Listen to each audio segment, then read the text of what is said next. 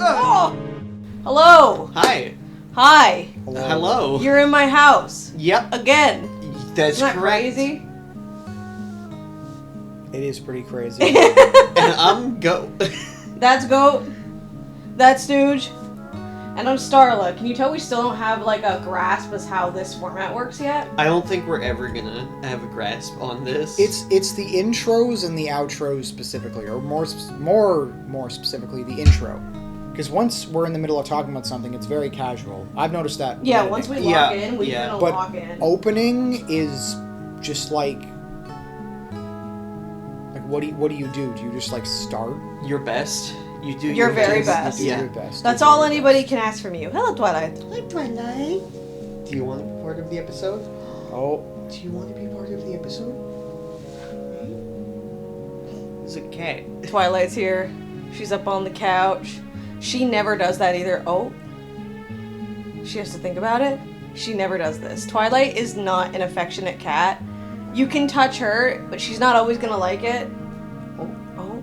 Okay. Does she want to hang out?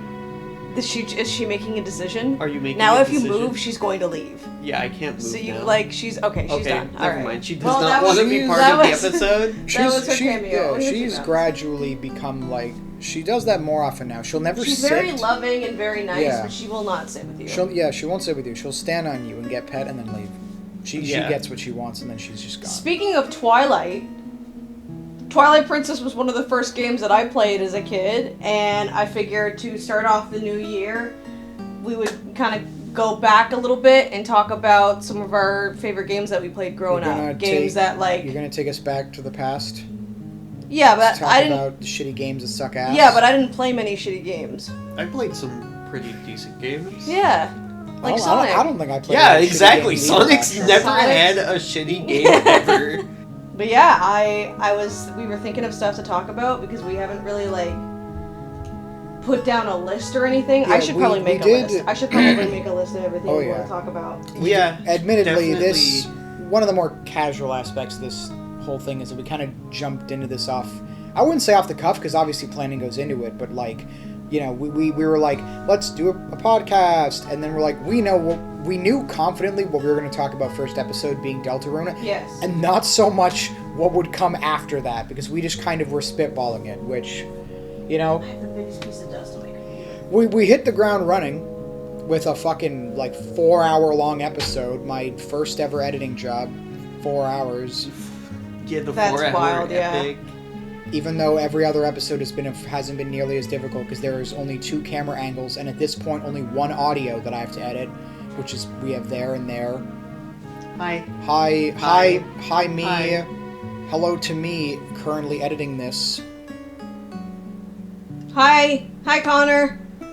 Hey, I bet you don't have pants on. Hey, Connor, in the future, can you clarify if you're you're wearing probably pants right. Hi, right now? Connor. Can you edit yourself in? Can you get a webcam and just kind of film yourself going, I'm not wearing pants, and then stare at your phone for a solid 5 seconds, Or- and then fumble turning it off? Or if you are wearing pants, do the You're- exact same thing, but clarify if you are. You're asking a lot from editing, Stooge. I cut things, and that's about it. Me when I And cut hair? I cut and I paste. Can you imagine if Fable Like the stepped on kindergarten. power button? That would be great because we'd be able to leave it in. That's why the second camera's here. But yeah, I thought it would be kind of cool to go over the origins of when we started gaming. Although most people that are here that know me kind of already know that I started with Ocarina of Time on the N64. My sister owned our N64.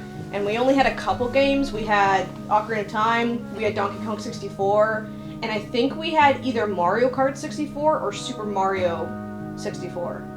Wow, they really liked having 64 in every single fucking title of their game, was huh? their There's thing. with an the interesting 64. history behind that, They actually. they did the 64 thing, and now 6-7 is a meme. Donkey Yeah. Kong 67. Yeah, it was 6-4, then it was 6-9, now it's 6-7. Now it's 6-7. God, people really like the 60s that much, huh? But no, I only say that I think about which one we had because I know that the games down that street, right? I think that used to be a store where you could borrow games. Like, I don't think it was always just like a game store. I think it used to have a trade-in system like Blockbuster, because I swear to God, I remember They let you rent? they letting me rent either Kart 64 or Super Mario 64, and I'm pretty sure we never brought the copy back. Yeah. Because they either went out of business or we moved or something like that. And so, but I remember the store being called Games. And I even remember the parking lot. So then years later, when I met you guys, and you guys were like, "Oh, it's Games," and I'm like, "Is that the fucking place I stole Mario Kart 64?" I feel like everyone... Would they remember? I feel like everyone, Do they know? Do they know me? You walk in and somebody's like, there you are. There, I've been waiting for you. I think everyone has at some point or another, whether intentionally or not, stolen a game or accidentally taken one from the era of the I think I renting remember video either my games. mom or my sister turning to me going like, "This is ours now." Because there was Taught to steal at such a young age. Because my Metal Arms glitch in the system is in an actual Blockbuster case. Is it? I'm pretty sure on the inside That's interesting. it has it says Blockbuster, I think. Well, we're talking about... Actually, I think there is a Blockbuster tag sticker on the back on the inside of the sleeve. But that was my first journey with gaming, was the N64, and more specifically Ocarina of Time. I believe Ocarina of Time was the first game I ever tried to control. Like, with that bum-ass N64 controller, too. You can imagine how that felt as a kid, having to, Yeah, you have to, hold it in the middle. I think I used to literally hold it like this instead of using my thumb, and I would hold it, but then hold the other end and do that. The middle stick did kind of stick up, so, the idea of Yeah, it using gave like joystick, motion. Imagine trying to play, God of War with it like that. And then, you know. That's got to be a challenge. God then. of War find the most- 64. Trying to God of War 64 Trying would be to- crazy. playing- I need someone to try and make that. That'd be an awesome... Because that would be like gimmick, Conker's Bad actually. Fur Day kind of gore. Yeah, where it just yeah. is chunks with meat textures inside. Like early Resident Evil. Yeah. Almost a Kratos sandwich. I think I had an N64, but I knew I grew up with the GameCube. GameCube first? PlayStation 2. Okay. That is a lot of my area. Some of my earliest gaming memories are a lot of Sonic ones. Definitely Sonic. Like the Sonic Mega Collection, where I I got had to that on play the GameCube. Sonic, It's Sonic one of those 2, games that I have to Sonic replace. 3. Sonic 3 is just a really good game. in Was it general. just 3, not and Knuckles? Well, so Mega Collection is super weird Yeah. because you have Sonic 3, Yeah. you have Sonic and Knuckles, and then if you play those enough times, you can unlock Sonic 3 and Knuckles as its own third separate That's game. really cute. Sonic and Knuckles was its own game? I I always thought that it was Sonic 3 and then Knuckles. Like it was Sonic 3 and then Sonic 3 and Knuckles. That is the order in which the games go. Sonic 3 and then Sonic and Knuckles. It's just they were originally meant to be one game. They were meant to be one complete package. Wasn't Sonic it going to 3 be that you Knuckles. could put N Knuckles on top or something? Yeah, Yes. it was. The game was so big, they split it in half and then invented It was like a the top-loading Sega system that you would It was put the on top of Sega the Mega cartridge. Drive, and you would plug Sonic and Knuckles in, Yeah. and you would put Sonic 3 on top of it, and plug that in, That's and so you'd be able funny. to play the complete experience. That's crazy. I know that they were going to have a disk drive for the N64 to be able to do stuff like that. Like that's how they were going to do. No. They had a system where it was going to be like you could take the cartridge out and put it in another one. Like they were going to have the stop and swap thing where if you got something in Banjo-Kazooie and then took it out and put it back, put Tooie in, the stuff would be transferred into Tooie. But Okay. because the N64 couldn't hold the memory long enough, unless you could do it maniacally fast, the stop and swap system just never worked. But I think there was also a disk drive upgrade that was going to go underneath the N64 Yes.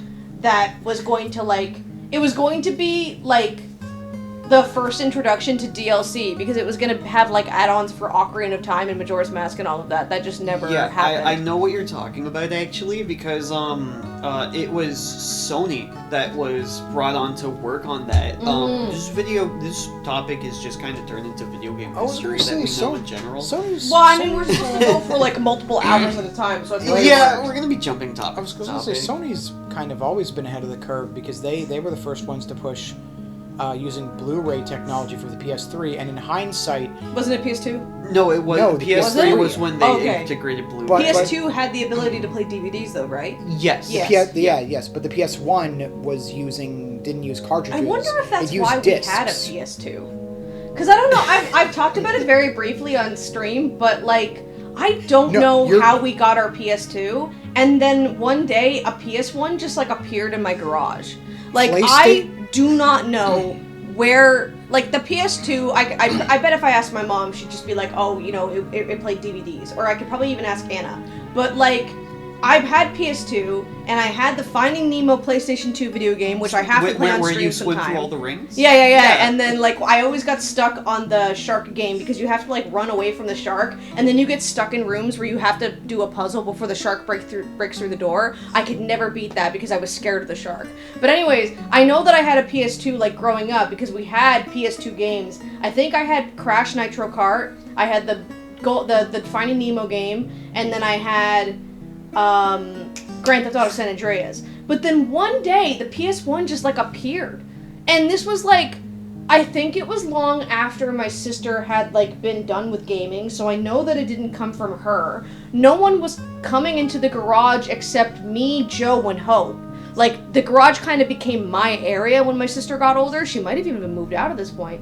But, like, I just remember having a PS1 one day in the garage and having Crash Bash and some car racing game. It didn't come from my dad. It didn't come from mom. Like, it just was there one day. Can you imagine, like, Joe listening to this being like, that's where it went? No, I've asked him. I've asked him, like, do you know it? Like, is this yours? Because I have his Wii, right? But he was like, no, it wasn't Hope's. But, like, it was just there one day. The PlayStation consoles have consistently been often the cheapest way of playing the media that they incorporate. Like PS2s, many of them, especially the Slims, were sold because they were cheaper to buy than DVD players were at the time. Same with the PS3, which shocked me because I believe the PS3 at its launch is still to this day, counting for inflation, the highest price wasn't for it a like single $700 console. or something? Yeah, and this is back in like 2000. This was back when the GameCube was like $100. Wait, hold Yeah. on. We're talking about the PS3, yes? Yes. Yeah, the PS3 was like... what was the meme? It was like... No, I think it was 600. It was $599 US. That was the thing that people always used to say. Was it? Yeah, Was it was it? the meme because that was him saying the price. It was $599 US. $599. So, $599 600 I like how you remember the inflection. I remember, yeah, because it was a meme. It was That's always how he figures it out. $599 US. And like, so $600 US before that's tax. Almost $800. That's how much the Switch 2 is now. Yeah. Yeah. But well, keep in mind that's also not even accounting for inflation. Each of those dollars was worth more back then, so that's even more. My God. And that apparently was still the cheapest way to get a Blu-ray player, although it also made developing games for it a fucking hassle because it used cell technology. That's what happened with the Final not Fantasy being 13. used. That's why a lot of the shit that like Final Fantasy 13 was going to have, as far as I've been able to research, is because of the PS3 fucking up shit. The Xbox 360 was ready to go with Final Fantasy 13, but it was they were making the game on like implemented for the PS2. Like when they were working on it, they were using the PS2. Then they knew they were going to move on to PS3. Then they knew they were going to put it on. Speaking of Final Fantasy 13, it's playing on the screen. Then they knew they were going to they were going to put it on the Xbox 360.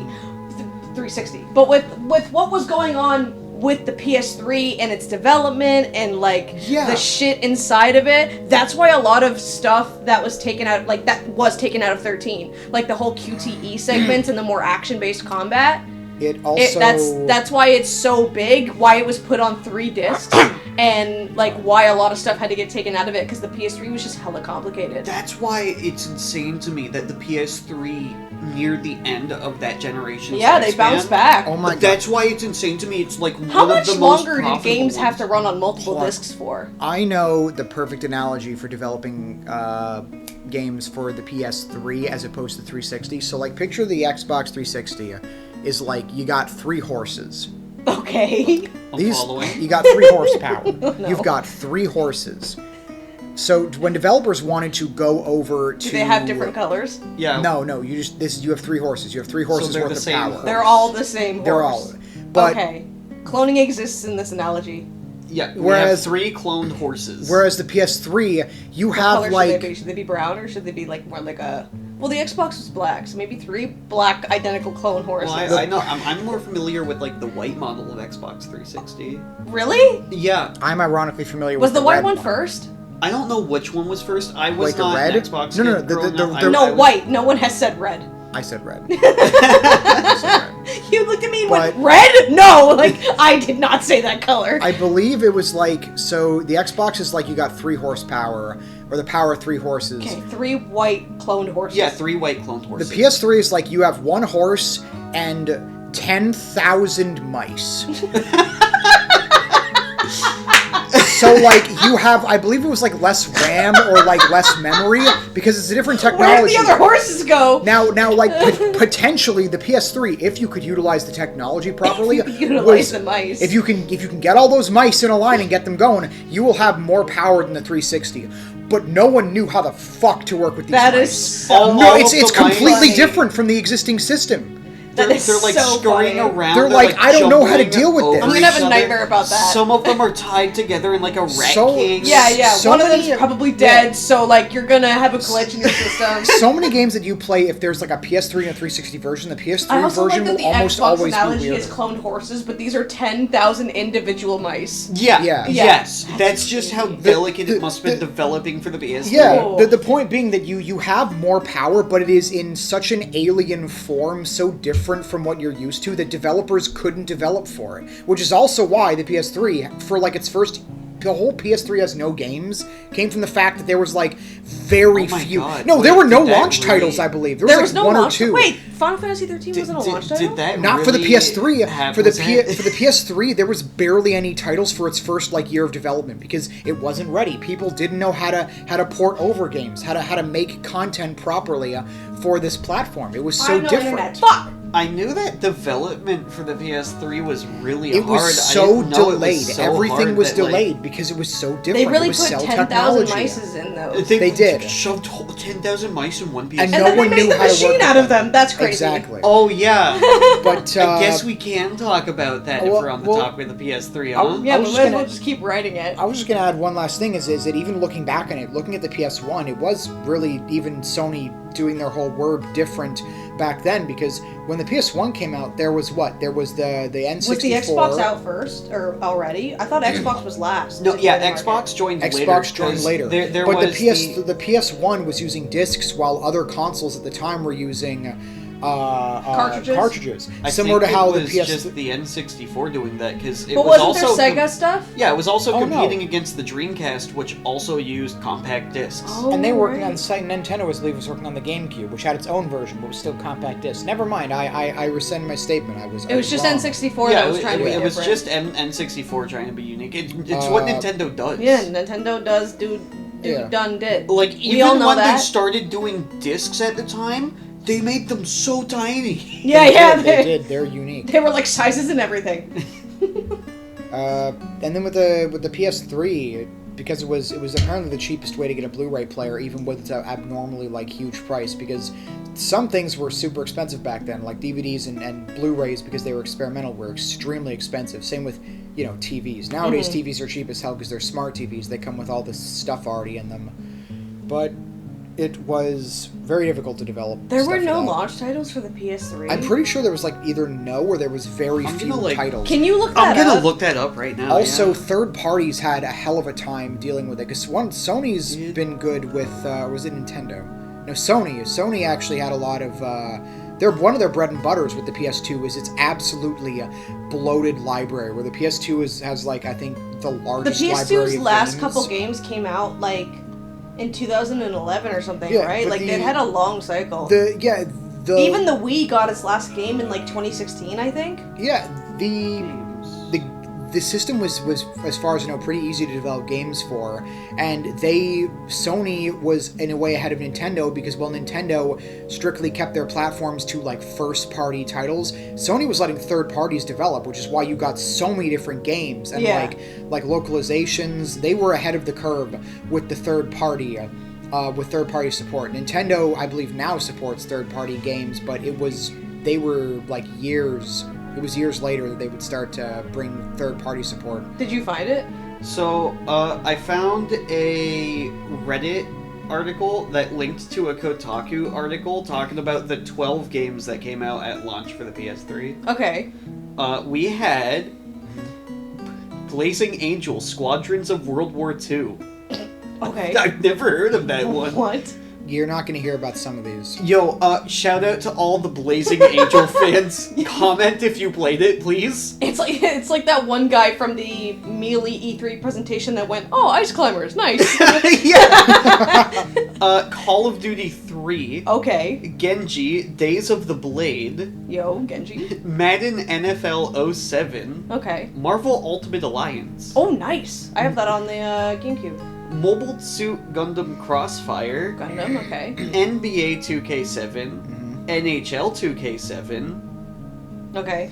Ridge Racer 7. A lot of sevens. Tiger Woods PGA Tour. Guess what? 07. Tony Hawk's Project 8. And finally, Resistance Fall of Man. Now, when did Okay. these games release? Because I believe at Probably the- around 2007, I imagine. But I just know that the PS3 had a very slow release schedule with their games. I think they had very few. Because no one was coming out at fucking first. buying them. Yeah. Well, Like- also people had so much trouble developing. If you go from the software of the 360 to the PS3, it's a whole different beast. Yeah. Did that mean that... Well, I'm confused now. 'Cause Also, Sonic if 06 you'll was- notice, Sonic the Hedgehog 2006 was on the PS3. When did that come out? also if you'll notice with a lot of those Was it? games, Oh, hell yeah. you'll notice there's no like PlayStation all-star characters in that lineup. There's no like Well, no, Oh, we like don't get, the release? we don't get Yeah, within that PlayStation All-Stars release. Battle Royale until later. the point being PlayStation had mascots. Not one fucking Yeah, PlayStation like mascot was the none of the lineup released games was like Kratos For the or launch. Uncharted. yeah, or... we Yeah. didn't get those until For the- later. yeah, for the Until launch. later. Because no one Of was your buying console. them. No one was buying it, I guess. All we had yeah. was the expensive. All we had was PS3 Battle Angels World of War. Yeah, Battle Angels, Resistance, Fall of Man, And and, that- like And a bunch of 7 games. And that's one of the things that made the PS3 have such a rocky launch. Is there's no What? your mascots have no games on this platform. What did you find? There's the whole PS3 has no games is because it was so notoriously difficult to make games for it. Goat? You good? Sonic the Hedgehog 2006 was released on the PlayStation 3 on January 30th, 2007. Damn. That's just how bad it was That's to like crazy. develop for it. Oh my god. Oh, and another thing. That was too, almost- That was almost 20 years ago. the way PS3 stored memory too was like internalized. Sonic and 06 shit is like turning that. 20. Oh yeah. Holy fuck, bro. My god. Like if you ever want to have some fun, search up a video that talks about Fallout New Vegas's PS3 Oh no. port. Oh boy. It is so it's so bad. Basically everything you do or touch or interact with in that game is constantly being reloaded and stored onto the memory built inside of the console, which only had like 2 gigabytes I think or something. And it's like internalized memory. You can't adjust that. So like if you go out into a door or go through a loading screen to go basically anywhere, the game has to load like the map, the entities, the characters, That's- everything you've interacted with, and do that every single time. And that of course grows to be larger with the longer you play until Damn. eventually it just like runs out of memory, which is another example of the PS3 being like, I'm sure it's a fun console now, but for people developing I couldn't imagine. But no, I do grew that. up, just to get back to the original point, was I Yes. grew up mostly with the N64, although I didn't own it. My N64 was my sister's, and so I always used to have to ask to play it. But then, my mom befriended these 2 older gay guys in the apartments by, like, you know where the apartment building is in the complex? Yeah. And they were, like, at the bottom floor on the back, so I used to be able to, like, walk over. And, you know, they were gay, so my mom didn't really have much of an issue, like, much of a worry about me just, like, going there. Like, I would just be like, hey, I'm going over to their name. I'm not going to say their name, but I'm going over to play the GameCube. I'm going over to the. They gay, had the GameCube, the and gay most of the house games... to play the GameCube. Yeah, The GameCube. gay house for GameCube. And so I would just go over there and just like play the GameCube. I guess they used to have a son that owned it, but then they just didn't take it when they moved away or something like that. I never really asked. Or maybe I did and I just don't remember. But they had like all the games that I owned. They did have Melee. They had Shrek 2. They had Gauntlet. They had Super Slam. Gauntlet I based. believe they had the Mega Collection. And then, what was that other one? They had Naruto Clash of Ninja 2 as well. And then I asked to borrow it because, like, it was Christmas, so I wasn't able to go over as much since it was cold. Yeah. So I asked to borrow it, and then one day they just came over, and they were like, hey, I got a Christmas present for you. They put a little Christmas bow on top of the GameCube and said, it's yours. That is and I was like, are you so sure? nice. I was going to bring it back after Christmas. It's just that it's, like, it's hard for me to walk over because it's cold. Paraphrasing, because I was like 10, so I probably said it differently. No, I imagine that's how you said it word for word. Yeah, word for word. I've just always had the exact same inflection. Yeah, exactly. Always. And they were like, you know, our son moved. He's got other consoles by now. If you don't take it, we're just gonna sell it. Like, you were the only person that came over and took it. And that was really cool because, like, I was friends with a lot of the kids in the complex, especially a lot of the older kids, right? Like, my friend Nathan had his older brother, Evan. And I kind of preferred hanging out with Evan because they were more fans of Naruto than Nathan was. Yeah. And so, like, we would play Clash of Ninja on the GameCube, and I was always so jealous that they had it. Like, that was the first time I had ever seen an anime game was literally Clash of Ninja 2 on the GameCube. So, like, I was always kind of jealous that, like, you know, seeing this new 3D world, these games that, like, had IPs and characters that I recognized that wasn't just Zelda or Donkey Kong. And so to meet this gay couple that not only had a GameCube but had Clash of Ninja and multiple controllers, it was like I've just unlocked, like, my life is like has begun. I felt that exact same. I'll let you go. Okay. But I felt that exact same thing when I played SpongeBob Battle for Bikini Bottom. Yeah, for real. There's something, the speed and, like, the style of, I'd say, anime in general kind of helps to, not to say that anime is for, like, kids, but, like, kids who get excited about, like cool stuff. Yeah. Like, anime's got a lot of that, whether it's ninjas or giant robots or whatnot. Like, I'm sure that's there cool. was stuff like that on the N64. I mean, I don't know if there was a Naruto game that came out of the N64. On the N64. I doubt it. Well, but it was just it fascinating draws to you see to it. that video games could stretch out to, like, TV shows. Or that it didn't necessarily need to be... Like, Nintendo didn't need to be on Nintendo consoles all the time. Like, you had Gauntlet Dark Legacy that had also been released on the PS2 that Yes. was M for mature, I believe, or at least T for teen. And it had, like, the red sorceress, or, like, even the yellow sorceress with, like, her titties out. And even me as a kid was like, that's, like, on a Nintendo console? That's kind of big. That's kind of wild.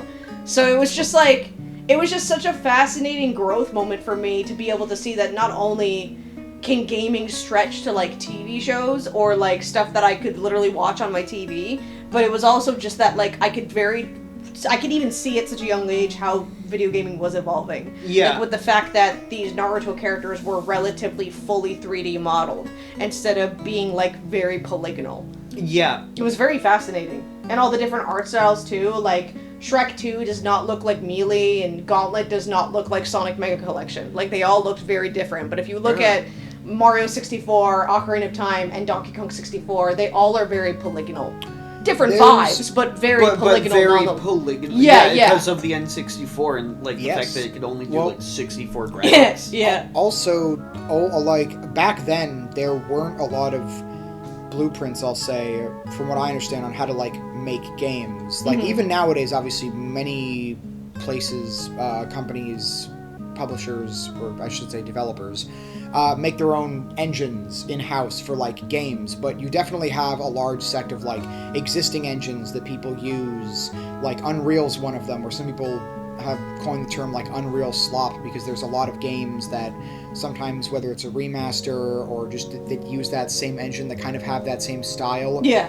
There's different ways to help a game stand out, from the music to the art design, but I would say besides music, the visuals are the primary thing that helps to set stuff apart a lot. And back then, when there wasn't really a lot of blueprints on how to make games, with everyone having to make their own engine, people still make their engine now, or even the idea of what's a video game, like what can you make. There's the lack of what is it? The there's a term I'm looking for. It's like the lack of a blueprint. What is the fucking breeds gamer term? innovation or whatever? Ludonarrative dissonance or some shit? No? I just... Ludonarrative. That is a real thing, but Yeah, just, no, I like, just different. hate how it sounds. It sounds very pretentious. Oh, it absolutely I is. think it's But a I little do- pretentious. But I do love what it describes. Black Ops with, 2 has a lot of little narrative dissonance or whatever the fuck I The just little said. narrative dissonance is what's used to describe a disconnect from the gameplay and the intention that the game wants to provide. I think, if I remember my history correctly, it was coined, a term coined by a reviewer for the first BioShock game. Oh. Because there's I haven't finished BioShock. I've only played maybe the beginning bit of it. It's it's on my list of games You I should have to play it. complete. It's very. I have the first collection. BioShock, I heard, is I have The second I have, one's good too. BioShock 1 and 2 very BioShock good. is the one with Big Daddy, right? Yes. Right, And yeah. the little sisters. I and always the big feel like sisters in because of 2. how different 2 and then the other one with the girl is, I always forget that it's the same franchise. Yeah. I always feel like the one with the kids and the big guy is like a different game. BioShock 2 isn't too much different from 1. Infinite is the one that is very different. Which I was really excited for when it first came out because I love airships, but I have my own issues with that. It's a fun game, but I wish it was more like the pre-release material. You gotta make a Stooge video on why BioShock Infinite needs more ludonarrative dissonance. or just or fucking- less. Is I it would- less? Is fuck me. Is it, You know is what? It, Remind You're me, the what would a Stooge. good example be of? I'm trying to think of ludonarrative dissonance. Of ludonarrative dissonance? I think someone I hate tried that to I've jumped describe. this topic. Someone tried to describe. Because I fucking hate that term. I've so- never understood what it meant. One of the I think the reviewer for the BioShock game had talked about how his point of ludonarrative dissonance was I had one. the fact that you can choose to spare the little girl children or kill them. Yeah, to get more out of them. And the game kind of makes you want to they try and give you reasons to spare them, pacifist route and all. Yeah. But it's just you get more material You out do of if them you just spare kind of them. killing. Well, actually, no. I feel you get more sparing them because when you spare them, you still get some atom, just not as much. But every little sister you spare will later leave a gift basket somewhere that has upgrade materials and special ammo. So it's kind of, do you want more atom or less? But really, you're getting more resources in general by sparing them because you get more than just atom. You get other stuff that's arguably just as valuable, if not an upgrade. One example of ludonarrative dissonance would be, I think, oh my god, who's the main guy from Uncharted? Nathan Drake? Nathan Drake. So Nathan Drake is an adventurer. He's a good guy. He's arguably like a pretty good person. But he kills a lot of fucking people. Yes, he does. He kills, I'm pretty sure in one of the games, the achievement for killing Uncharted, 10,000... unfortunate amount of dead bodies. Yeah, well, and it's clear that he has some almost joy, or he does catchy one-liners. There's one in Scene 3 where him and some guys are hanging out the back of a plane because he was kidnapped or whatnot, and he fucking takes an SMG from a guy, and then he falls out of the plane. He's see ya. He basically it's funny in thing, but it's murder is fun! that's your main character who kills hundreds of mercenaries. That's my main character. I That's think- gore of my main character. I think And I think that's one example of how the gameplay is. This is a video game. You kill a lot of people. Yeah. But in universe, they never Village. mention in story the fact that this man has single-handedly destroyed an entire company of armed mercenaries. Yeah, but he's so funny. But that's because that's the separation between what you do in game and what is in the story. In the story, Nathan Drake, he's an adventurer, but in the game, this man is King Death of Murder Mountain. The man's killed 10,000 mercenaries all across countries in the world. I think the ludonarrative dissonance thing is a big part of what made a lot of people not enjoy The Last of Us 2's narrative as well. Yes. Christ. It's also just a good way to describe video games in general because, there's the actions you take in the game versus the story, but I don't know if you want to continue talking about The Last of Us 2. No, I just get mad whenever that game is mentioned. I'll never Yeah. forget when that game became Game of the Year while I was still living with you. Yeah. And I remember we were on the call watching it, We and were I think this might have been the first time I ever saw you actually fully upset. Because you guys were all joking haha, Last of Us getting Game of the Year, that's gonna be rigged. And then you saw him prepare the L for Last of Us, and I just remember you going, fucking rigged! So loud that I jumped. Because I was like, oh man, and it like ruined the night. Like you were so mad for like, you were like, all right guys, bye. I just don't like Neil Druckmann. And I don't like, I don't like that I don't really like You made The your Last room of Us. jump, like it was like, Yeah, force everything came in. There was it's the raw power that I contain. It just comes out when The Last of Us 2 wins Game of the Years. It's that trigger. That is like the trigger word for your powers. That's crazy. Apparently Neil Druckmann wanted to add like a lot more fucked up stuff in like the original Last of Us, but I think someone else, there was this other guy who was another guy who helped make The Last of Us, kind of helped like reel him back in that. Like it's not just Neil Druckmann's thing, but like he made The Last of Us, but there's also one or two other people that are like big name guys in the project, like co kind of producers. Oh yeah, they kind of held his stuff back. Doubt, like video games are a big project. I think he wanted Ellie to die or someone big to die. Because he well, wanted they Joel fucking to killed die for a everyone, while. basically, didn't they? They Or I think he wanted the Joel. second one. Well, I think he wanted Joel to Doesn't die his in the brother first die one. too? He had a brother?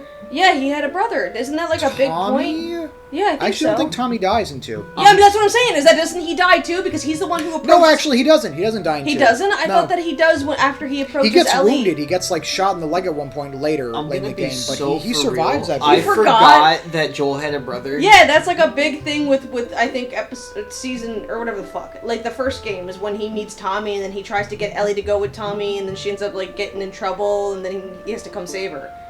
I just feel like, I don't know, I feel like the ending of Last of Us 2 is just very somber, kind of I think it would have been miserable, and it's better if like- it gave you a choice. Well, yeah, I agree, but no choice. No choice. No choice. Just Abby. Because killing is wrong. Well, it's not even... And violence. The cycle of violence has to end. Okay, I guess spoilers if you The cycle haven't of seen The violence Last Oh, of has we've Us to been end. 2. spoiling The Last of Us 2 a but lot. it's- Abby already. has to live because the cycle of violence is bad. Well, it's not even just that. It's that- really satisfying to watch the people's heads get blown off, and then you just hear them go, Tom! And then it's like, but the cycle of violence is bad. Well, it's not even just that Abby doesn't die. It's that, like, she also, like, during the fight, Abby bites off 2 of her fingers, so when she comes back home, she Can't can't... play Take On Me anymore! well, Aha! she also can't play Joel's guitar, which is the last keepsake that she has of him, And then she puts it down, and then she walks away, and then you see her walk off. And then roll also credits. the house is empty because her, like, the girl that she liked and I believe the daughter they were going to have, like, she left because she's like, if you go out, if you pursue this revenge when we're safe, I'll leave you. Yeah. And I don't know if she's going out to find her or if that's just her accepting it, but it feels even worse. It's like you don't get your revenge, you also can't play the guitar, you also don't have a family. I don't see why she couldn't have had that revelation after killing Abby. I don't play... Because then it would have been like... Then you could have had that cycle of violence thing be a thing with the third movie. It was about, I believe, the kid... Third game. It was... I forget the kid's name, but it's the kid who Abby was with, because Ellie knew that if she killed Abby, that kid would almost certainly come after her, and she has a family now to think about. Yeah. And the cycle would continue unless she kills that kid but then as well. that kid could have been the antagonist of the third game. I I genuinely played, feel True, like... but then that if would they just be made spinning your wheels. If they made you believe that there was a chance Abby could change her mind, and even if it was like... No, I think it would have worked if they did have, Ellie kill Abby. Like, you go through with, like, mashing the fucking button, and maybe you gotta mash it for a while, so it's, like, actually physically exhausting that you're choking out this bitch. That would be interesting. And then, you watch Kinda fucked Ellie up, yeah. collapse and cry, you see the kid all upset, or you see the kid wake up. That's when Abby walks away, plays the guitar, and then it's like... Because then I feel like that would leave an emptiness, where it's like, yeah, you killed Abby and you had to sit there and mash X or A, whatever your sexual preference is, for however long, and then, I don't even think Last of Us 2 came out on the Xbox, but you know what I mean? No, So, I'm like, you know what I leave it- mean? I feel like it would have been better because it would have left you with this empty feeling. Like, it would have left you with, like, okay, you've killed Abby, you can't play the guitar anymore, and your girlfriend's gone. Was it worth it? There's also, since you killed Abby, the potential that the kid Yeah, that and Abby then was they with have a would come fucking after perfect you. opening for the third game that they can just kill Ellie in, and then that what ends the cycle of violence. They're not going to You make a know- third you game. know They're just what going to find a way to game- re-release 1 and 2. But I just mean that I feel like A that would have been seventh better. time. And then you would have had more of like a, How do you make- damn, that makes you think about the cycle of violence instead of just being told to think about the cycle of violence. Regardless of even the story, how do you take 2 games and somehow make 5 releases of that? We have like The Last of Us. It's real Remastered, simple. The Last of Us You Part just gotta 2, be Neil The Last fucking of Us Part 1 Druckmann, remastered. and you just gotta forget that Jack and Daxter is part of your like IP. Jack and Daxter. Yeah. How long has it been and there's still no Jack and how many consoles Dude, like has most of PlayStation gone PlayStation's through? IP is dead except Kratos. Yeah. Like we haven't seen Nathan Drake, we haven't seen Jack and Daxter no or Ratchet Parappa and the Clank. Rappa. We haven't seen much of Spyro No or Killzone. Crash Bandicoot. No Killzone. Yeah. Or Parappa the Rappa, or the Fat Princess. We haven't seen Resistance Fall of Man in a while. Or Infamous. God, I would. That You know would what be I mean? interesting. That's I a love game. Infamous. That's a game series I grew up Infamous on. is fantastic. Oh, yeah, I man. loved Infamous 1 and 2. Sorry, I've totally sent us off track, but welcome to the podcast where we were going to talk about games from our childhood and have now consistently talked He just about said that he grew up with them. Yeah, You I did? was trying Wait, to. yeah. I was literally trying to steer the direction back That to went that. that went right over my head. I was Thank letting you. him go. You attempted to steer this in the right direction. And I you're said, like, okay, I time to believe- steer this. Give me the fucking wheel. Fucking. I was gonna talk about Lego Star Wars. Send us into a fucking like trench, Crash into the iceberg. into a snow, just a snow. Yeah, Like snow. just Like a single Snowvilliers from my Final Fantasy 13 video that should be out by now. Please, dear God, Allison, you need to get this video out before this podcast episode gets out. I swear to God, if this video isn't out by like mid-February, count your fucking days. Because I'm just as much in control of this as you are. I was gonna say, even if I finish, She doesn't need to know. Even if This is something I have in my mind right now that I'll probably forget in about a week. even if I finish I'll the remind you. editing, Yeah, like yeah. it'll still be up to you ultimately to upload it. So really, that is a thing for you. Okay, because- Connor, you have to, as soon as you get to this part of the editing, you have to come into my room and ask me if the video's out. I think it'd be even There you go. funnier if you like filmed that and put it into the episode. What, him coming into my room and Yeah, asking be like, me? hey, is the video out? That would be really funny. You have a job. You have a purpose. More specifically, you have a job.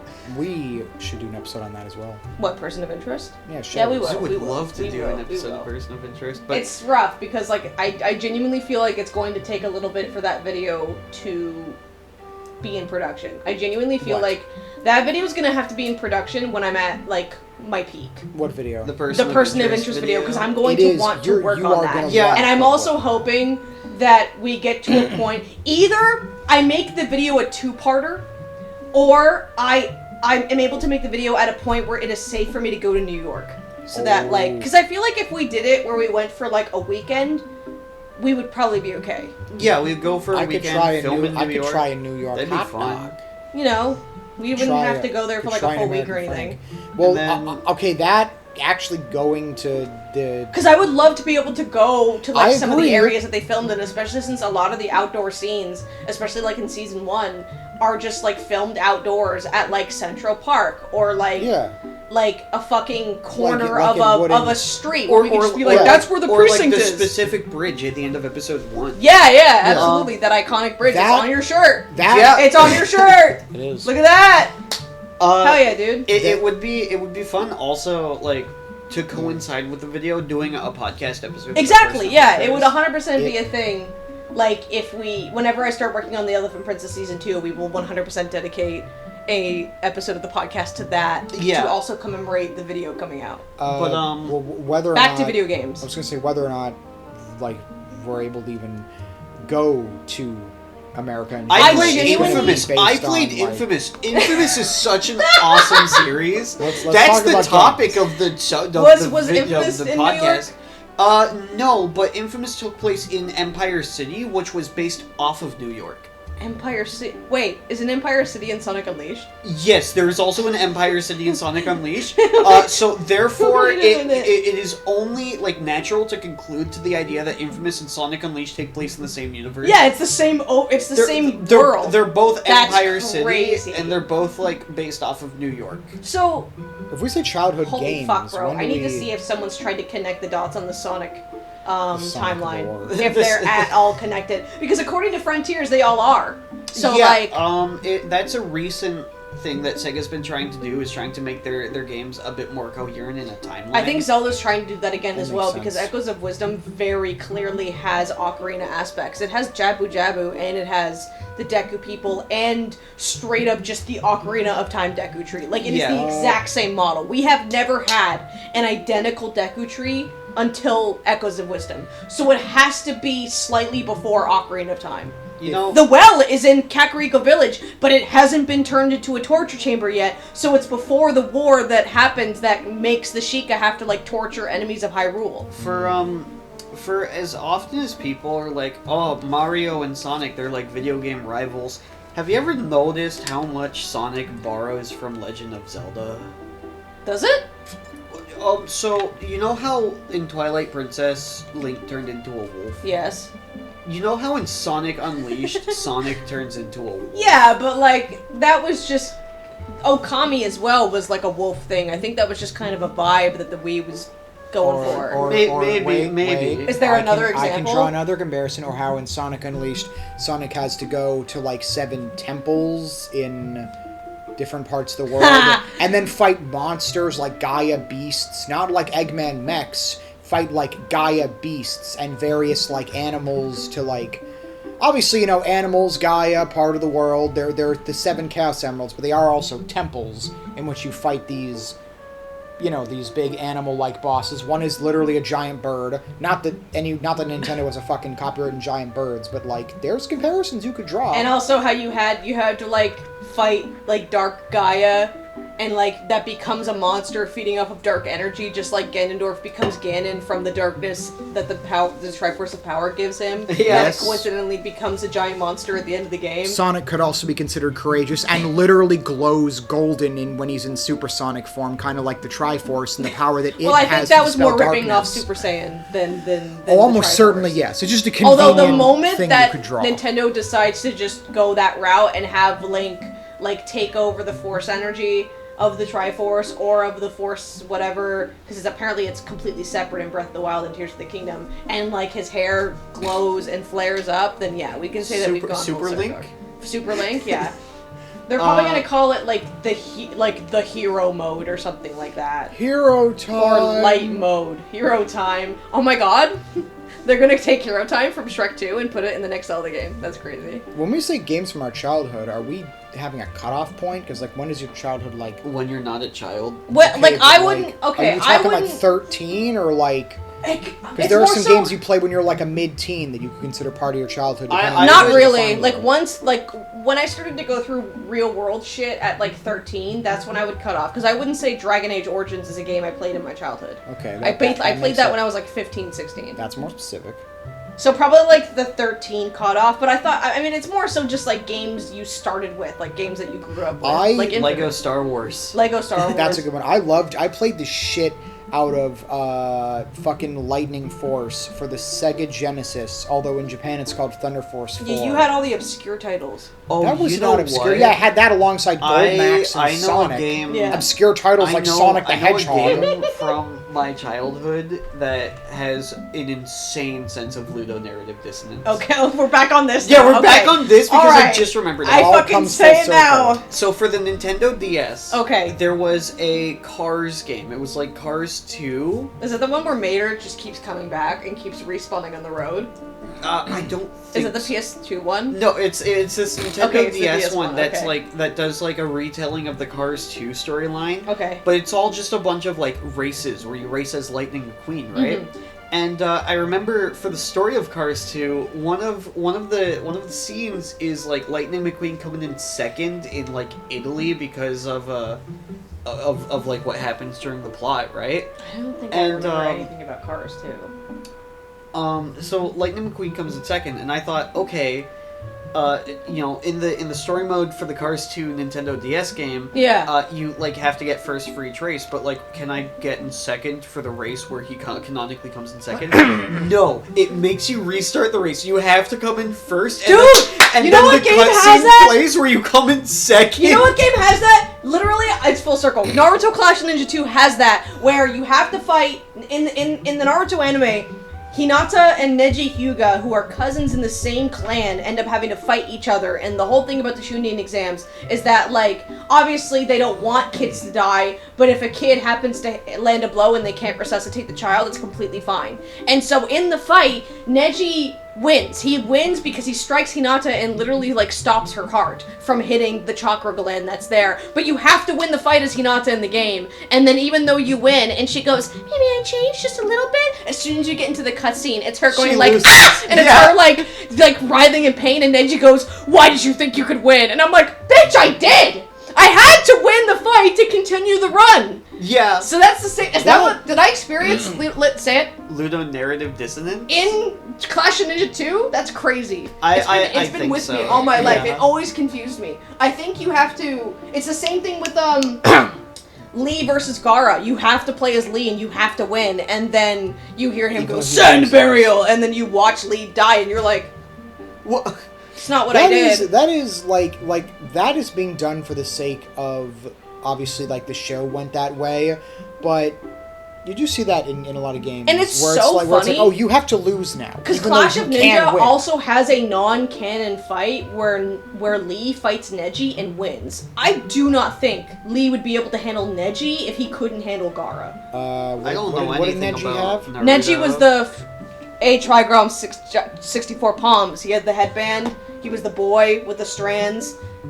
He had the swastika on his forehead. Yeah. What? Yeah, so in Naruto, he gets, like, the way that the Hyuga branch works is that you have the main branch, who are, like, the leaders of the clan, and then the side branch, whose sole purpose is to just protect the main branch. Neji was born into the side branch, Hinata was the main, but Neji was just way more fucking powerful and would just destroy her in combat. So his father cursed him with a curse mark that in the manga version is just a swastika to essentially, like, force him to have to, like, I don't know exactly what the curse mark does, but yeah, he had a swastika on his forehead that literally curses him to, like, be underpowered, and it's like, he's just in unmistakable amounts of pain, like, all the time if he doesn't protect her, something like that. But it literally is a swastika on his forehead, in the manga version. I mean, the swastika... And it doesn't go away until, I don't know, he dies or something. Honestly, it probably is a swastika because it's meant to be like a curse. Well, there's different curse marks that, like, are a thing. Yeah, but Orochimaru's curse marks are different for all of the people that he places it on. But that one was, like, directly on his forehead. That's why he always covers it.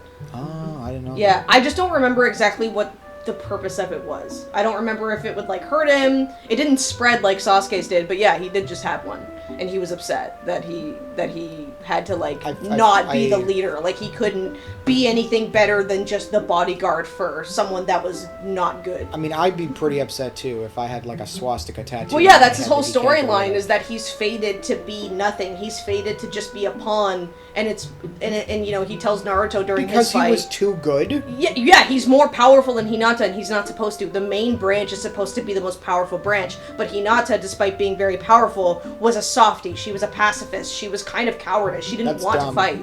And so Neji would be like, you're going to be the leader of the clan. You have to be a fighter. You have to be the princess. That's very And then dumb. he'd almost killed her, like, several times. Yeah, it's wild. Those clans don't sound like they're all their... She gets kicked out of her branch for being bad, but Neji still doesn't get a chance to shine because he's part of the side branch. Okay, that's even crazy, because, like... Yeah. So his whole storyline is about, like, the fact that fate is set and that you can't change. And from losing his fight to Naruto in the Chunin exams, Naruto basically says, you're fucking dumb. You can choose your own destiny. Just like I was fated to lose against you. Well, guess what? I did. That is literally like, oh, you're too good at running. I have to break your legs now. That's literally what happened. That's literally what it is. Yeah. That is literally what that is. Kind of exactly what happened. That he was too good. He was too powerful and too spiteful and had to be nerfed. It's like Vision at the beginning of Infinity War. Is this what it sounds like when we talk about Transformers? You heard swastika on the forehead and you're like I got that much, and then, like, once it started to go into the actual Naruto stuff, I was like, That's that They scene were cooking in part That's- 1. that's I'm a- telling you. that's That's why I that like scene Naruto in- so much. You're sitting there like Sun in that scene in Lost where it shows her perspective where everyone's speaking English and it sounds like gibberish. No, Jin. Jin's the one who doesn't speak English. And like Jin, all you can hear is like gibberish and then like a name and then more gibberish because the only thing you understand is like, oh, that's him and that's her. Yeah.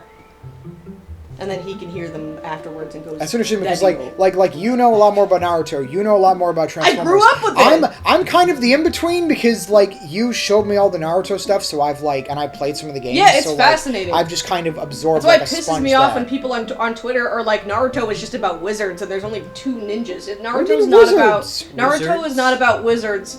I would even argue There that are Naruto. like powers. I but, would like, even argue that Naruto is not about ninjas. It's about fighting fate and like becoming who you want to be, not what the world wants you to be. Okay, but as a kid, it's ninjas. The beginning of the fucking show shows a giant 9-tailed fox attacking a city. That's got nothing to do with ninjas. And then there's like a naked boy on a bed that's crying and he's got a swirl on his belly. And then Naruto isn't even doing ninjutsu, he's painting faces on a fucking mural. Like the beginning of Naruto was very much like, yeah, it's a ninja civilization, but that's because they had to build it around chakra and all of that. But I don't think Naruto has ever just been about ninjas. Ali Naruto video 1. It's the only anime I like. It's the only one that I finished watching. Like Inuyasha That's as well. what But I haven't really That looked is into interesting. Inuyasha since I was a kid. Since I finished it as a kid. That's what the title is going to be like. This is the only anime I like. This is the only anime. If we ever talk about Naruto, yeah, that would be like, this is Starla's only anime. What games did you play growing up? Yeah, what games did you play growing up? Obviously for 2D, we're talking play the shit out of Golden Axe. The Sonic, obscure video game Sonic the Hedgehog. Well, yeah, Sonic 1 and 2. I had both for the No Genesis. I later played that. Actually, Have either you I played- played it on Genesis or I played it on the Dreams collection. Have later you one. have you ever played Sonic 2 and Knuckles? So, you know, the real thing, by the way. You know how, like, I talked about how there's the and Knuckles thing, and you, like, can play Sonic and Knuckles, or you can plug it into Sonic 3 and play Sonic 3 and Knuckles? Yeah. Well, there was also a backwards compatibility thing, where you can plug the and Knuckles thing into Sonic 1 or Sonic 2, and I shit you not, you can play as Knuckles in Sonic 2. Wait, So, did like- they program in the climbing and everything? Yes. How the fuck did That's they do that? insane to me. So Didn't they just did that with Donkey Kong Country Returns HD. They added Dixie. Oh, yeah. They threw in a free DLC and just added Dixie from Tropical Freeze as the companion other than Diddy. Just like the other day, they just threw it in as free It DLC. just felt like it. That's crazy. But obviously, that is not like a new story for Knuckles. That's just the same story, but you It's just Sonic. Sonic. It's just Sonic 2, Yeah. but you play as Knuckles. Are you Knuckles in the cutscenes? Yeah, you're just Knuckles. Yeah. That's really conflicting with the timeline. I imagine Do you think it there's might. a It branch? probably might I not. don't think maybe. I don't think it's canon. That but probably wouldn't. That probably wouldn't play as well because both 3 and Knuckles were made with levels in Knuckles, like That's great. Yeah. like with Knuckles in mind. Yeah. But it is neat that the option is there. But I was gonna say for my childhood, When did you played Skies of Arcadia, right? no. I wish. I thought you did. No, Sky Gunner was the thing. I played. Whoops, I fucking sorry, loved, Rex. I I told Rex you were a Skies of Arcadia fan. Why aren't you? I mean, Can you become a fan of Skies of Arcadia so I'm not a fucking liar? Yeah, please. I probably would become a fan of it. The developers of Valkyria Chronicles made that first. Really? Yes. What? Yeah. That's why Vice and the girl show up in Oh my Valkyria God. Chronicles. They're like bonus characters. What? They're in the Yeah. main cast. They're just references to the other game. That's crazy. I've never played it, but it actually looks pretty good. Would give my right foot to get Skies of Arcadia again. Oh yeah, you don't I'm have a shocked PC, they had right? the- You just have a laptop? In the Oh, modern I do age have a of so PC. many, I've been meaning to Oh. emulate Skies of Arcadia. I'm Okay. surprised. Nowadays we get a lot of older games getting remakes, releases, or at the very least like reissues. I'm surprised we haven't gotten that for that. There's definitely an audience for It it. feels like the studio that made that is probably dead. Well, that's Sega. Yeah, but isn't there usually like a studio within Sega that makes games like that? Like the developers themselves. Yeah. Oh, there's actually a fun fact about one of my that up. childhood games and its developers is... There's a reason why we probably haven't gotten a lot of Valkyria stuff in a couple years, since 4 released, Well, that's right? also because 4, I don't know if 4 sold as well as they wanted it to. It's basically like, every time a game is sold, or a game is put out there, it usually has to meet a certain quota, otherwise the publisher won't let them keep making games. That's because crazy. the publisher puts money into the developer to make games. That's also one of the reasons why certain changes are made, like from Dead Space 2 to Dead Space 3. Dead Space 3 had a universal ammo and like co-op, which I didn't mind the co-op, but like one of the biggest things was different ammo types, but now it's all universal ammo. There's cover shooting. Yeah, okay. It's not very well implemented in Dead Space 3, but that's because they wanted to sell more units. Their number was so high, they basically had to kind of gentrify some aspects of the game to make it like generic, to be like, it's people like cover shooting, Yeah. people like universal ammo, so we're going to do that because that makes it a bit too complex from the older one.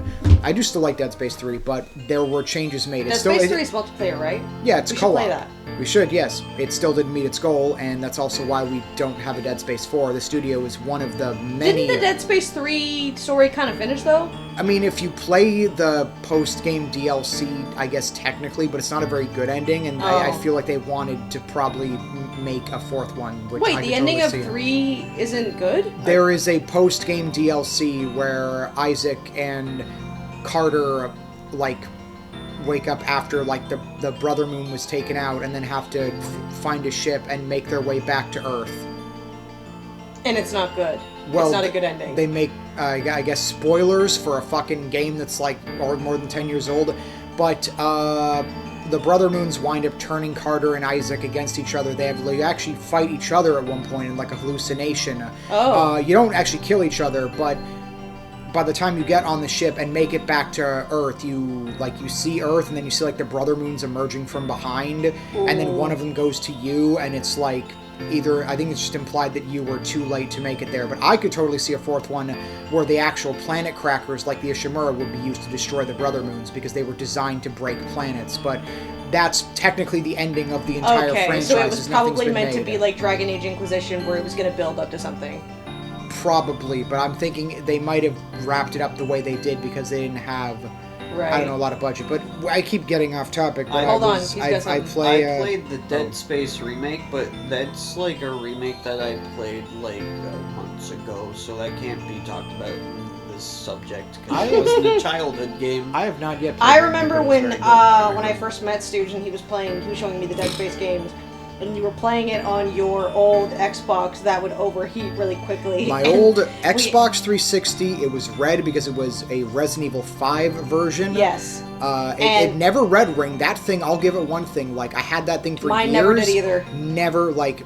Although like, I got mine in 2014, around the time I think the issue had been solved already, but But the separate power thing that would come the out... big bulky thing the would big bulky overheat. thing would And there was a overheat. time where we forgot to put the fan on it, and you were in the middle of Dead Space, the screen goes black, and I swear to God, like it's a fucking comedy. Connor's playing, he's playing, the screen goes black, and he just goes...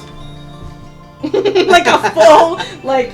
180 turn to me as if I fucking did something. We would like hang the separate power supply. No, like- we would leave it on the floor, and we would just have your air conditioner on it. Yeah, but like, sometimes we forgot to do it that day, I'd prop so it was up. like this, like boing. He just went, Allison, like I fucking did it. Like I'm the one who turned off the Xbox. The screen Yeah, because turned off. I realized that we forgot to cool the power supply because it just couldn't handle that game. It was also like a 10-year-old console at that point, so Did you it ever was play? chugging. Did you ever play Shadow the Hedgehog? I still haven't. I played. I haven't played Sonic Adventure 1, Sonic Heroes, or Shadow the Hedgehog. We should sit down. We and play should. this I would sometime. absolutely. I just don't own them. I played Sonic Heroes and Shadow the Hedgehog as a kid. I never beat them, but like rented them from like. I need to find that Blockbuster, fifth damn Rogers. Chaos Emerald. Fifth damn Yeah. Chaos Emerald. I was gonna say I played. The two of my favorite games were Sky Gunner, which was made by a studio called Pixel Arts. That's what your stickers are on your door, right? No, What are those? Aren't those like? the three characters? Yeah. That's from an old webcomic I used to Oh, watch. okay. Is it Homestuck? No. Oh my god! Don't give this man a permanent marker. Christ, you know about that?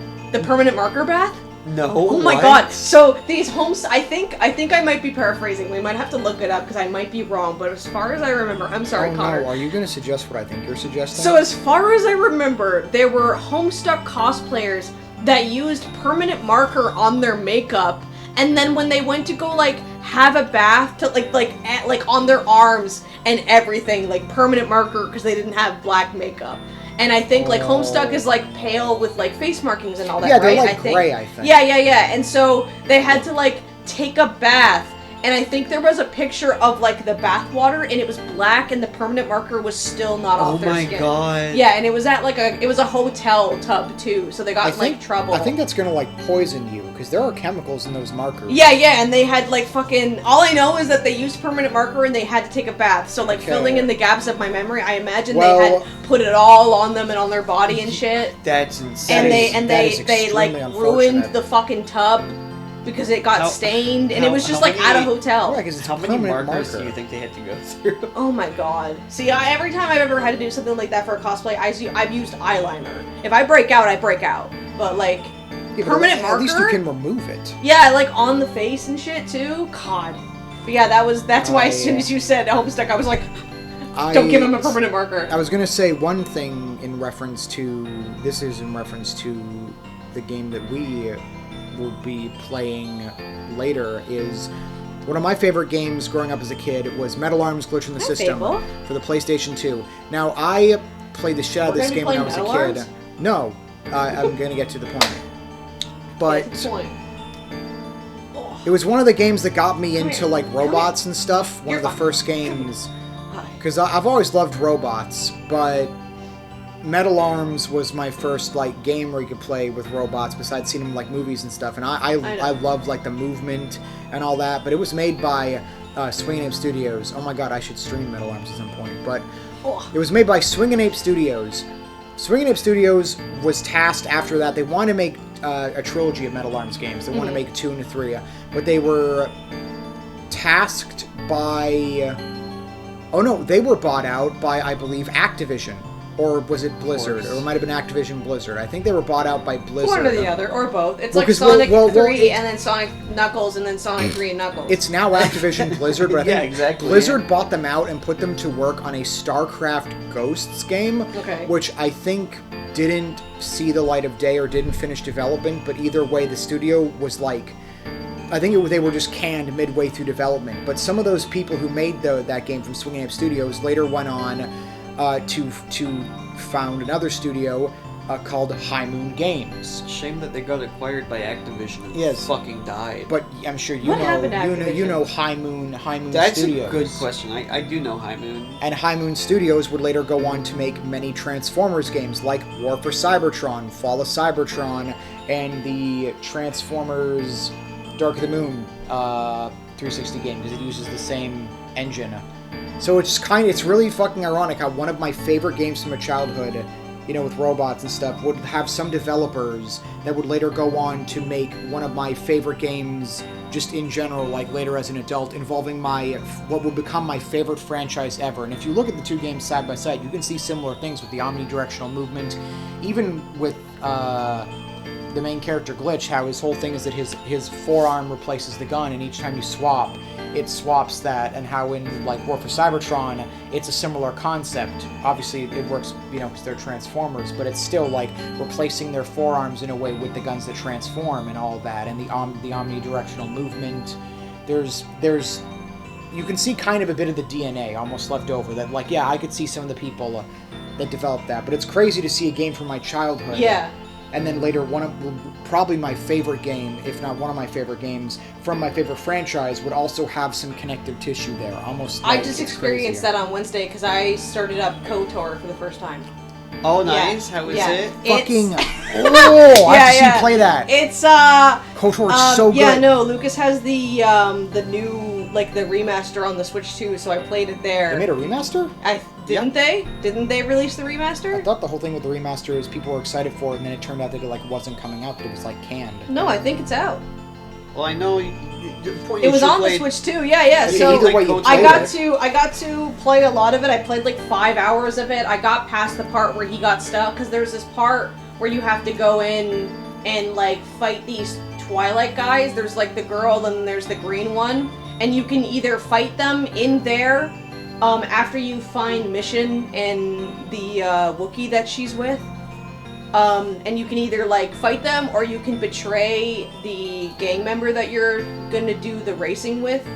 And I guess he only played the game for like 2 hours when he got to that point. He was very underleveled. He didn't even like, he only had like low level gear. So when he did that mission, he would always die and not wanting to betray the friend. So he gave up. So he was like, I feel like you're gonna know this game more. And I played like 3 more hours than him because I talked to everybody. I accidentally killed like an assassin that you weren't supposed to kill that early, but I have so many frag grenades that I just keep throwing at everybody.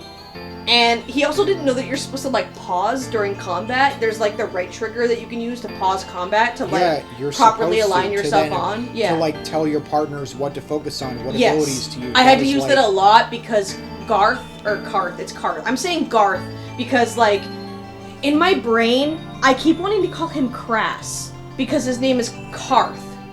And then I'm like, no, I have to say Garth because Garth is from Fable 2 and it's the only like name association I can get to get to the right name. So it's Karth. Karth, I think, is the guy who's also voiced by the guy who plays Dr. Hopper, I believe. Really? Same voice actor? I think so. I'd have to listen for it because I didn't recognize it last time. I'm romancing him too. You can romance him as a girl. But it's, I got further. I met up with Bremelia, or whatever the fucker's name is, Brelia, the Jedi. I saw my vision. Oh, she's great. I'm in Terrace. I met the girl that she goes, you're one of them Sith, ain't ya? My mommy says I'm not supposed to talk to you. I remember that from PBG's video.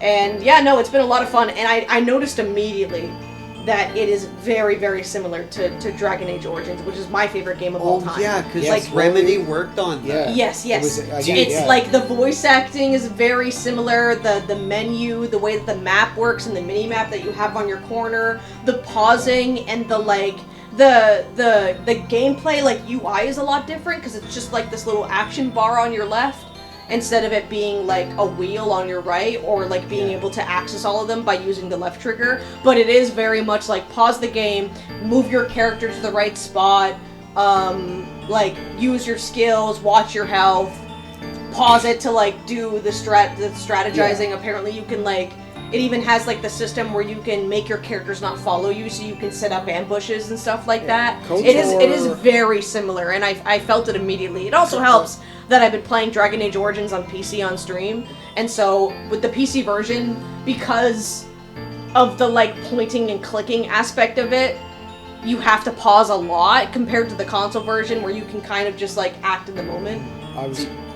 Do you know what else Remedy Entertainment did that connects to a game that I played in my childhood? What? Sonic Chronicles: The Dark Brotherhood. That's on the DS, right? That's on the DS. That's really wild. It's such a strange phenomenon of a game to me because I don't think Remedy Entertainment would know anything about what the fuck a Sonic is. And they have to make a Sonic RPG on the Nintendo DS. Oh man, crazy. That's hilarious. That like comes full circle at that rate. Yeah. That's crazy. Did you play KOTOR growing up at all? Or was it something that you came across as you got older? No, it's something I came across later, but I understand that KOTOR along with Dragon Age Origins... Were we all playing a game made by the same developer at the same time, you think? Roughly, I think. Because when did you play Dark Brotherhood? Do you remember? I don't remember exactly, but I know it was in my childhood. Childhood? Okay. Yeah. You might have experienced... Well, we might have all been at similar age ranges. When did you play KOTOR?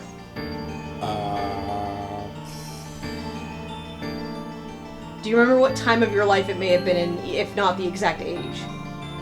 Because I played Dragon Age Origins. I played Dragon Age Origins when I was 15.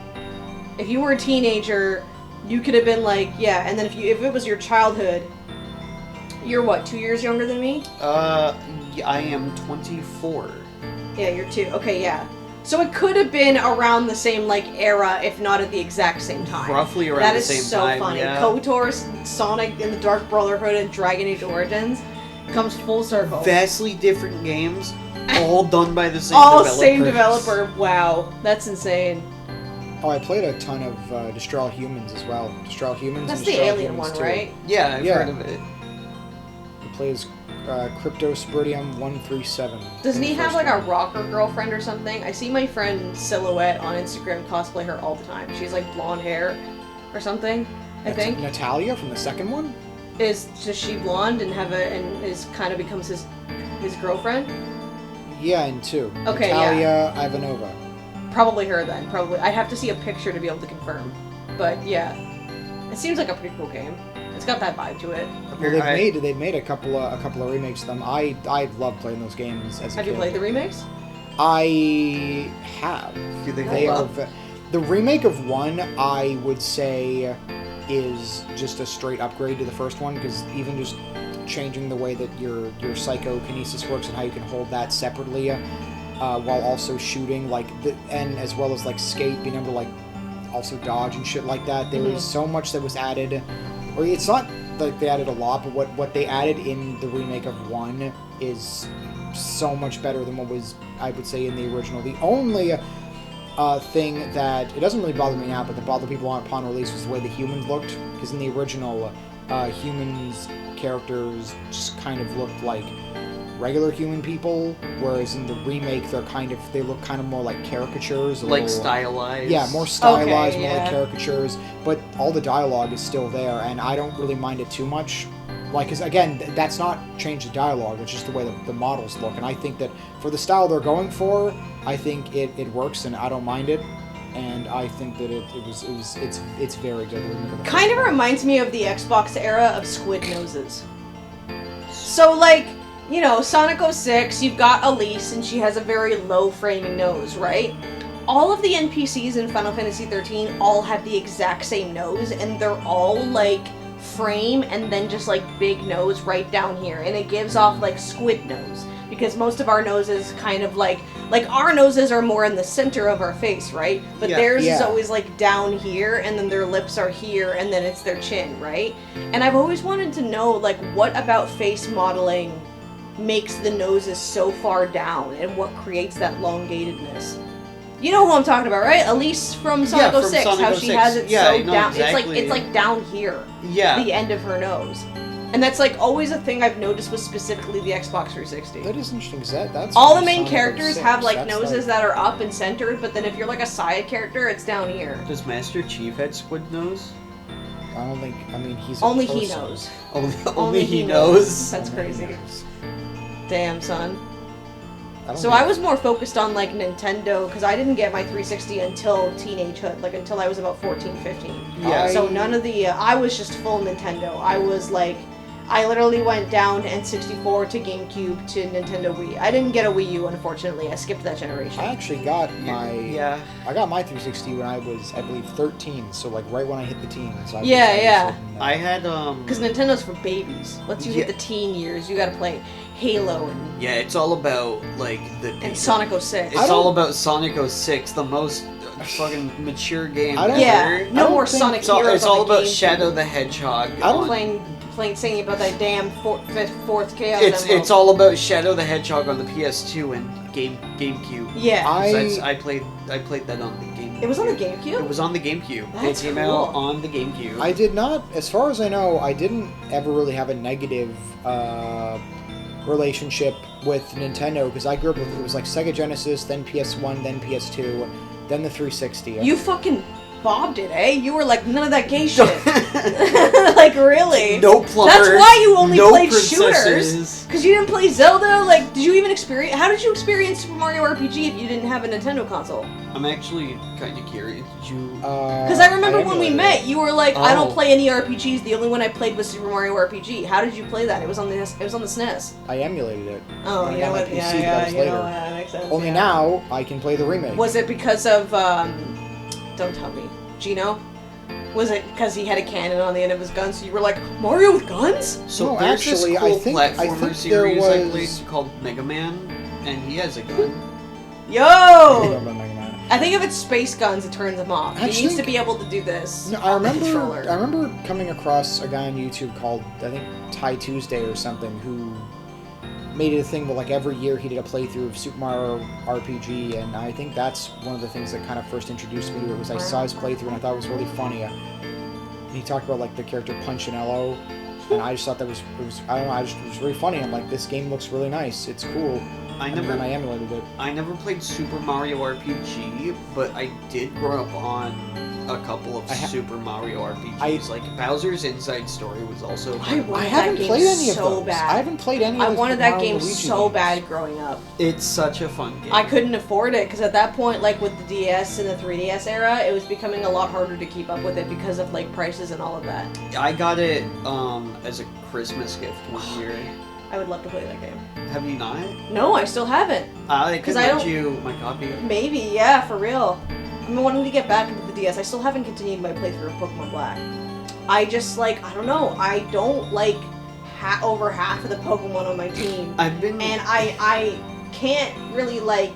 I want to do the thing where you do like the fucking the mystery gift trick. Yeah. But like apparently I need to connect my game to a different 3DS to like see if it'll work. I just don't have the fucking energy to bother. But like I want to play Black because I feel like if I go and make my video about like how the Switch Pokemon games are really good, but then I say I didn't finish Pokemon Black, I'm gonna get laughed. I'm gonna get laughed off the face of the platform. Like no one's gonna take me seriously. Surprised at how divisive Pokemon Black and White apparently were when they came out. Oh yeah, I remember that like Pokemon Black and Black 2, especially like White and Black 2, were very much laughed at, but now it feels like everybody that's ever looked at Pokemon all agree that they're the best in the series. And I can't finish it. I've never played Black and White 2, admittedly, but I just like, I can't finish it. Like everything that I want to like about it, I haven't reached yet. Like, I feel like the music is pretty good, too, but, like, all of the Pokemon look the same in terms of their color palette. Like, Patrat and Pidove are both, like, gray. Like, they're both white and, like, brown. And then, like, the monkeys are dumb. And then, like, Audino, you barely see. You're not gonna use Audino. And then, like, Timber is also brown. And then you've got the grass Pokemon, which is, like, cool, but I don't want to use a grass Pokemon. Like, all of the cool-looking Pokemon are just not viable. And then, like, all of the good Pokemon are brown or black or white, or, like, gray, and there's, like, no color. Like even Duwat is, like, a very muted blue. Like, there's just no, it feels like, and I know why, it's because of the vibe of Pokemon Black and White. It's the aesthetic of New York. But everything just feels so muted, and, like, the environment is usually what keeps me going, and it's just not doing it. Like, I just beat the electric type gym leader, the one that had 2 Emolgas. Yeah. Very good team, by the way. Fantastic.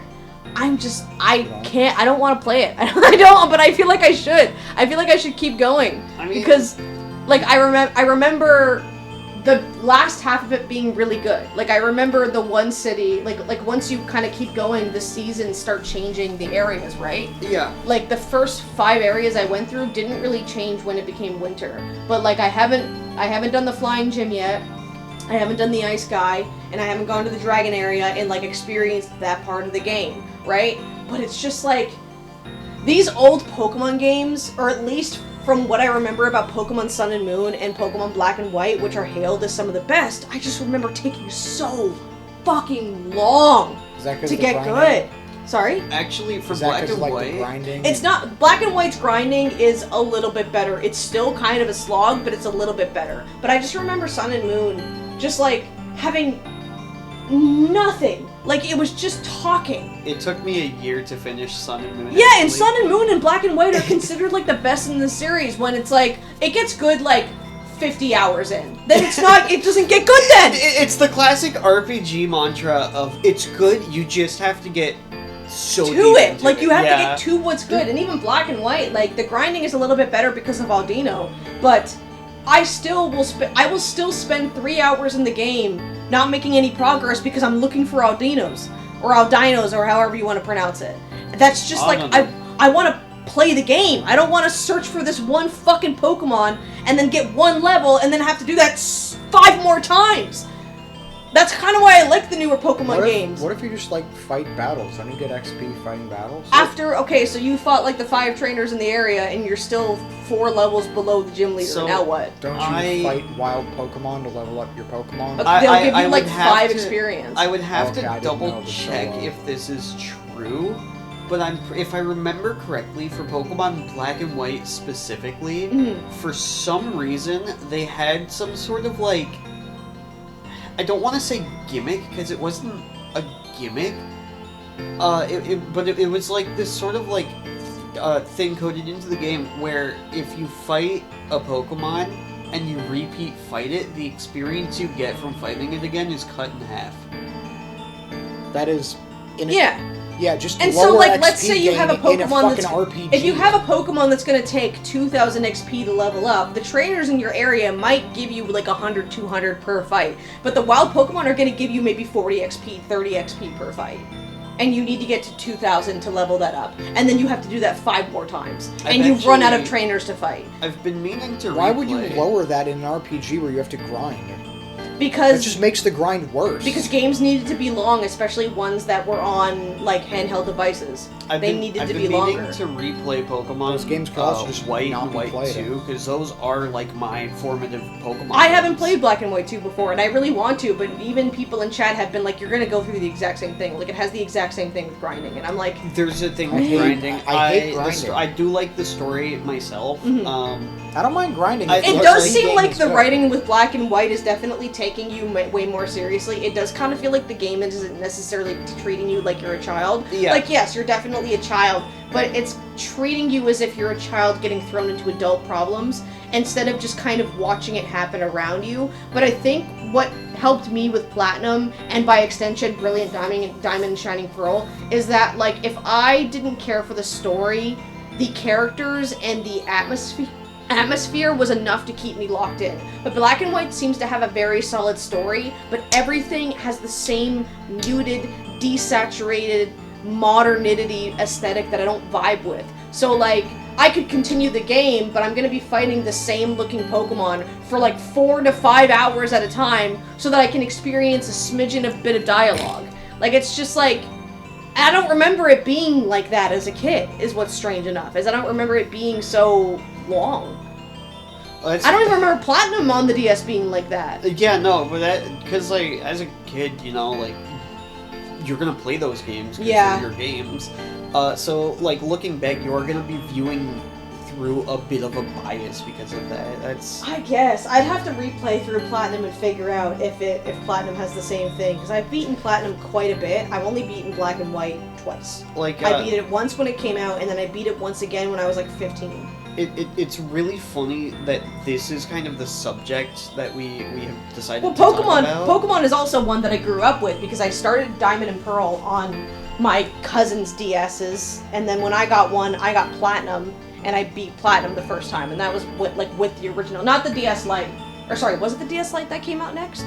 Was it DS and then DS Lite? I think it was DS. So I had the DS Lite then I played Platinum, and I remember grinding out so much in Platinum that by the time I was at Cynthia, all of my Pokemon were around like level 49, 50, and my Empoleon finished the cup at level 86. Yeah. Because I had grinded out my Piplup specifically so much. It was probably after, like, before the Gardenia fight, because it's a grass type. So I was probably pissed that she was defeating my Piplup, so I buffed him up. I still have that Empoleon too. It's kind of cool. But Pokemon is nuts. Pokemon is a wild ride of, like, it's the Schlatt Firefox meme. Firefox, what the fuck happened? Yeah. That's kind of what Pokemon is in that regard. At least with, like, you know, how it started to feel as you grow up. Yeah, I get you. I'm still shocked that you just bobbed and weaved Nintendo like your whole life. Yeah, that's amazing. I didn't know that you never owned a Nintendo console. That kind of explains the whole, like, shooter thing. I didn't know it was possible to not play a Mario game. Well, actually, no, we had a Wii. You know what? Yeah, everybody had a Wii. Everybody had a Wii. We also had a GameCube, but I think that was... That's like the everything is legal in New Jersey comment. Yeah. Everybody had a Wii. Everybody had a Wii. I have 4 Wiis. Yeah, we had a Wii, because I used to play the fucking Resident Evil Dark Side Chronicles. I played a lot of that. I played Punch-Out! And Dead Rising, Shop Till You Drop. Did you ever own a Mario game on the Wii? Did you ever play Big Buck Hunter? Technically... No. But technically, I did actually have, I think I had Mario 64 on there, because my brother-in-law took my Wii and like added a bunch of games to it and stuff like that.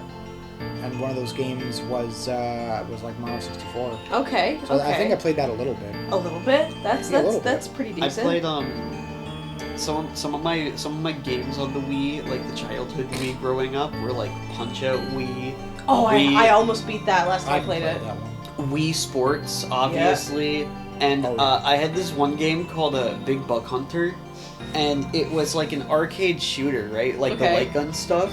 And the whole thing is just you're shooting bucks, you're shooting like deer, right? Like.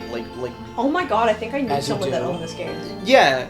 That's crazy. Like, it was a great game for the Wii, but, like, in terms of shooters, that was, like, the shooter I had That was played. the shooter? That was probably the what only was shooter my I first played. shooter? It was probably not Borderlands, surprisingly. I think it was Really? Call of Duty World at War. I That's think a my good one. cousin owned Call of Duty World at War because that was my introduction to zombies. Like, not even Call of Duty zombies, but just the concept of the undead and zombies in general was Call of Duty World at War. World of War was good. Yeah, I used to play the zombies version all the time. You want to know a game that I played in my childhood that I'm tired of fucking people saying that it's bad? You want to know? Wii Music.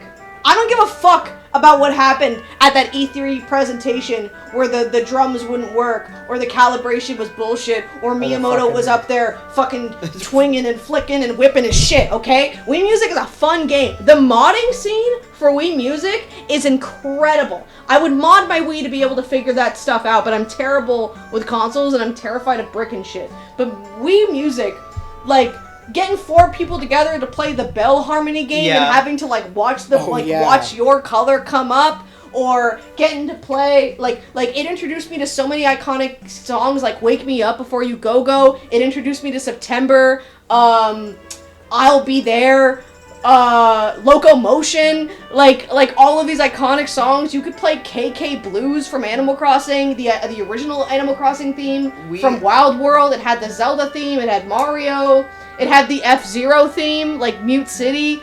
It was a great rhythm game where you could like be a dog and like a cheerleader and go like, go, yeah, woo, woo, and like the cast connects and shit.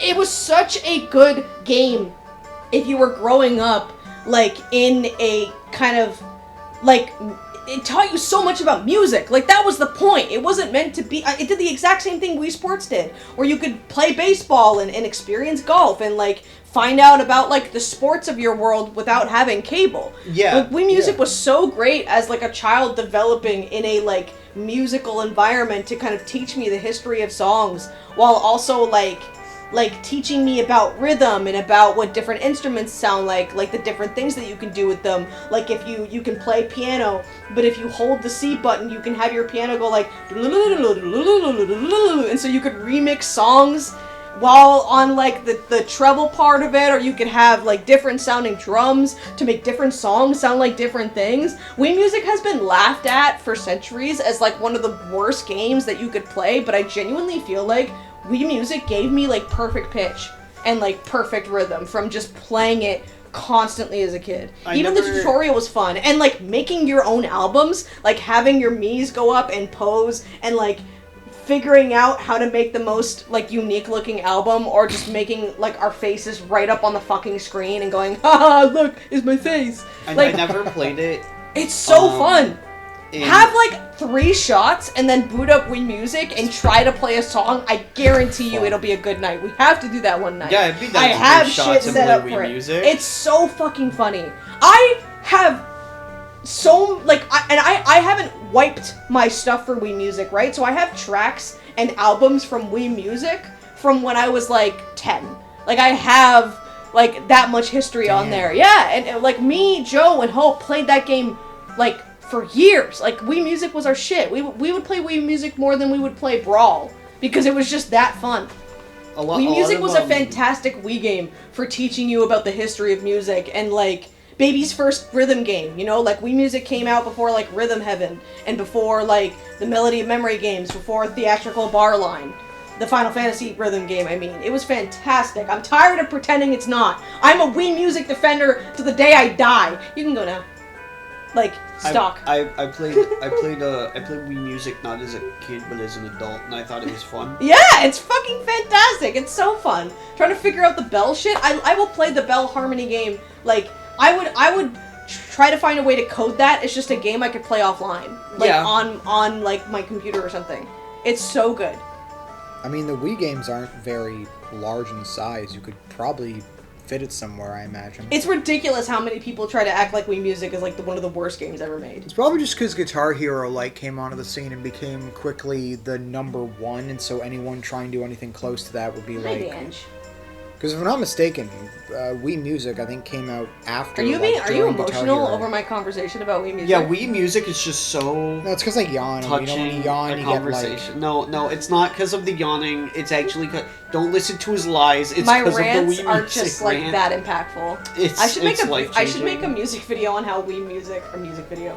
I should make a video on how Wii Music is like impactful for your childhood or something like that. Yeah, And, like, how add- It's an Wii option. Music made me cry. Add in this intricate like 20-minute speech with like music crescendoing about how Wii Music like can make your child like a musical genius or something like that, and then it's- Connor comes in and goes, you know, not every single one of your videos need to have like a fucking emotional message drawn into it. You can just make a video about how you like Wii Music. Shut the fuck up. Like It's got to be just the zeitgeist of the time where Guitar Hero was like being a rock love band, that be a word. rock star, Yeah. as opposed to like Wii Music where it's like I play the bells.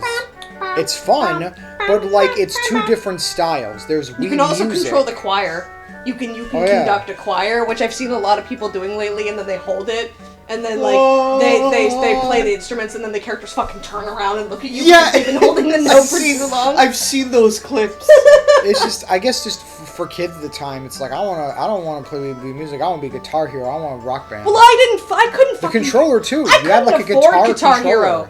Some kids couldn't afford Guitar Hero. You're right. Yeah, I was one of them. Hi, Banjo. Speaking of kids, I guess let's close this out with isn't it insane that there's gonna be an adult one day who says, "My childhood game was Deltarune"? Oh my That's gotta god. be Well, there's already interesting. people being like, Hello. Undertale came out when I was a Hello. child, and now I'm going to high school. And it's like, That's insane. Yeah, I was playing. I remember playing. like what the fuck?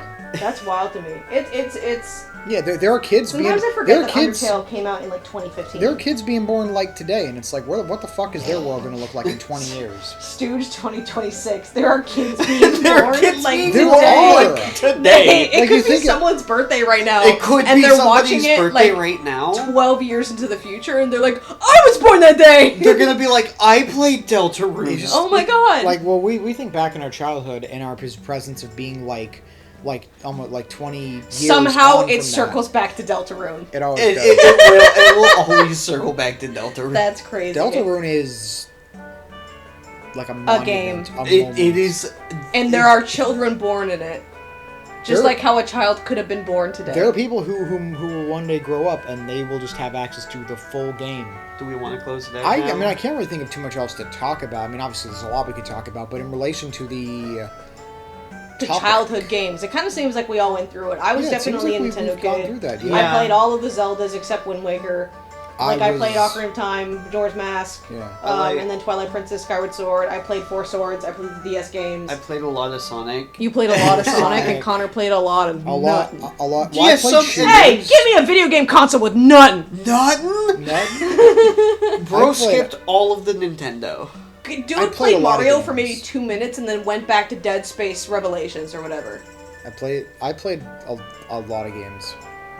Yeah. Resident Evil, Dark Souls. Only there was a Chronicles, I played podcast Resident Evil episode where 5. we could talk about that. Yeah, that'd be an Probably. awesome podcast. Did I mention episode. Skygunner was, well, like, it was a, you fly around. Skygunner reminds me of the Disney movie Skyrunners. I don't know if I know. You haven't heard that one? I don't know You if I haven't know heard that. Get Down on Low Day? I don't. We have to watch that I don't know if sometime. I've seen that. Skyrunners is a I pretty might not good be Disney there. movie. It kind of has like Canadian Shia LaBeouf.